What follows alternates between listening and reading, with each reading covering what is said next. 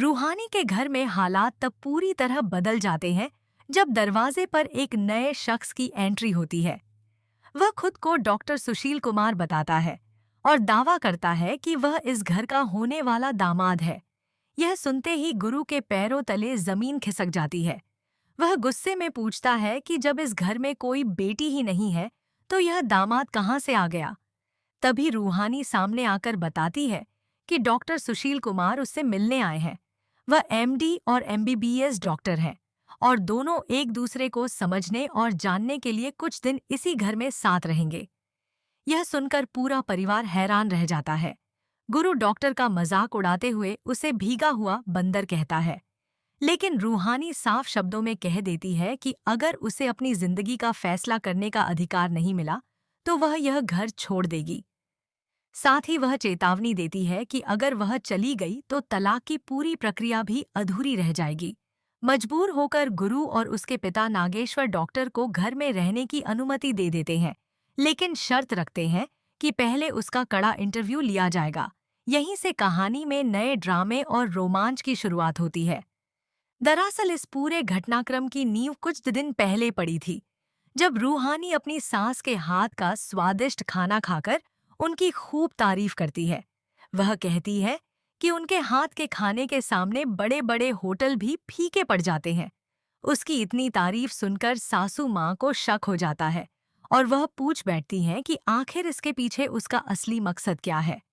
तभी कंपाउंडर भी ताना मारते हुए कहता है कि परिवार का भला बुरा सोचने के लिए उनके पास पूरा परिवार है और रूहानी को चिंता करने की जरूरत नहीं है। इस पर रूहानी भी करारा जवाब देती है कि जिस बीटा गामा को उन्होंने अपनी पसंद से चुना था, अगर वह बीच में न आती तो वही उन्हें और उनके बेटे को अमेरिका ले जाकर छोड़ देता। फिर वह साफ घोषणा करती है कि अब जो भी लड़का शादी के विज्ञापन के जरिए उससे मिलने आएगा, उसका इंटरव्यू वह खुद लेगी और तभी गुरु को तलाक देगी। अगर उसकी शर्त नहीं मानी गई तो वह आखिरी वक्त पर तलाक से भी पीछे हट सकती है।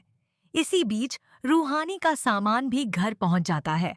वह बबन सिकंदर से कहती है कि सासू माँ से पूछकर उसका सामान कमरे में रखवा दिया जाए। तभी एक अजीब रंग का बैग देखकर सब चौंक जाते हैं। पता चलता है कि वह बैग तेजू का है। तेजू अचानक घर में घुस आती है और ऐलान करती है कि जिस तरह रूहानी कानून का सहारा लेकर इस घर में रह रही है, उसी तरह वह भी गुरु की होने वाली पत्नी होने के नाते यहीं रहेगी। उसका कहना है कि जहां गुरु रहेगा वहीं उसकी तेजू भी रहेगी और अब उसे यहाँ रहने से कोई नहीं रोक सकता। यह सब देखकर सासू माँ परेशान हो जाती हैं कि आखिर उनके शांत घर में यह कैसा तूफान आ गया है। लेकिन रूहानी उन्हें समझाती है कि चिंता करने की जरूरत नहीं है, क्योंकि असली बिन बुलाया मेहमान तो सिर्फ तेजू है। इसके बाद वह आराम से पूछती है कि कौन किस कमरे में सोएगा, ताकि सभी अपने अपने कमरे में जा सकें। कमरे में पहुंचते ही तेजू अपनी आदत के मुताबिक नखरे दिखाने लगती है। वह गद्दे को देखकर ताने मारती है कि यह इंसानों के लिए बना है या जानवरों के लिए। रूहानी भी तुरंत पलटवार करते हुए कहती है कि गद्दा तो इंसानों के लिए ही बनाया गया था, लेकिन उन्हें क्या पता था कि दूसरों के घर में जबरदस्ती घुसने वाले कुछ जानवर भी यहाँ आ जाएंगे।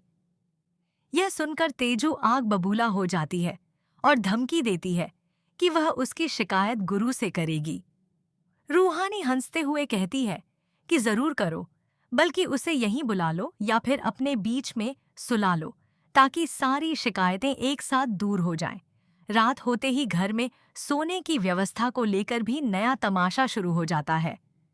संदीप के साथ कमरे में सोते हुए गुरु को जगह कम पड़ती है, तो वह शिकायत करता है कि इतने फैलकर क्यों सो रहे हो।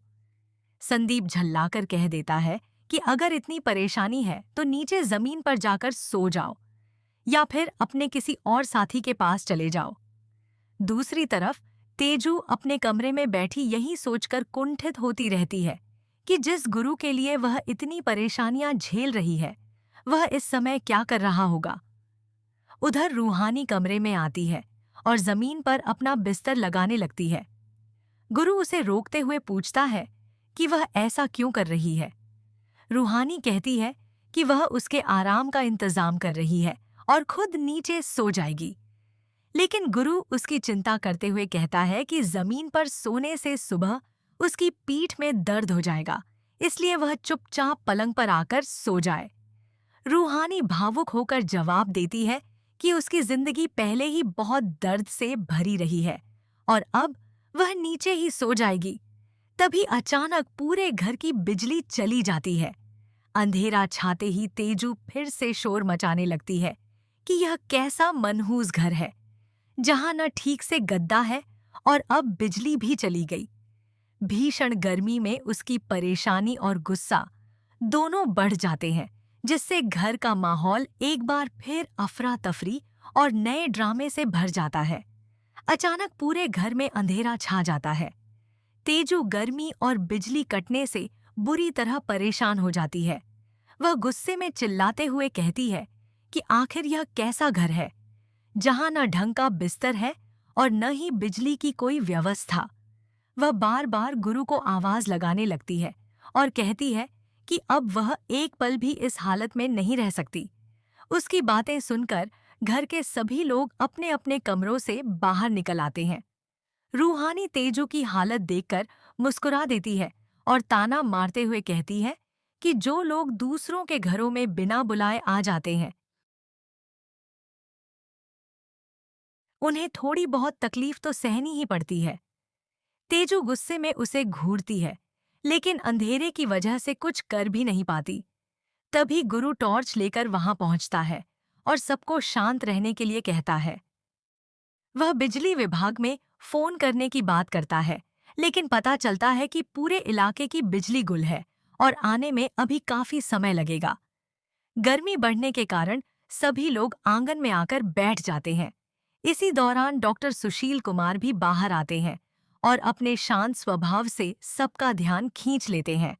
वह माहौल को हल्का करने के लिए मजाक करते हैं और सासू माँ की तबीयत भी पूछते हैं। उनका विनम्र व्यवहार देखकर परिवार के कुछ लोगों का नजरिया बदलने लगता है, लेकिन गुरु को यह बिल्कुल पसंद नहीं आता। उसे लगने लगता है कि डॉक्टर धीरे धीरे पूरे परिवार का भरोसा जीत रहे हैं। उधर तेजू बार बार गुरु के करीब आने की कोशिश करती है, लेकिन हर बार कोई न कोई बहाना बन जाता है और उसकी योजना नाकाम हो जाती है। दूसरी तरफ रूहानी और डॉक्टर सुशील की सामान्य बातचीत देखकर गुरु के मन में जलन बढ़ने लगती है।